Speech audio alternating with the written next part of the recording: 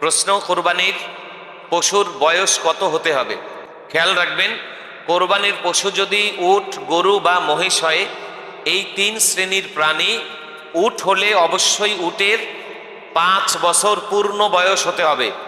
5 বছরের চাইতে একদিন কম হলেও সেই উট দ্বারা কোরবানি সহি হবে না। আর যদি গরু বা মহিষ হয়, গরু বা মহিষের বয়স পূর্ণ 2 বছর হতে হবে। 2 বছরের চেয়ে একদিন কম হলেও সেই গরু বা মহিষ দ্বারা কোরবানি করা জায়েজ হবে না, এটা মনে রাখবেন। ছাগল যদি হয় তাহলে পূর্ণ 1 বছর হতে হবে। 1 বছরের চাইতে একদিন কম হলেও ছাগলের ক্ষেত্রে কোরবানি বিশুদ্ধ হবে না। যদি গরু, মহিষ, উট এগুলো না হয়ে যদি দুম্বা অথবা ভেড়া হয়, দুম্বা এবং ভেড়ার ক্ষেত্রে কিছুটা ছাড় আছে।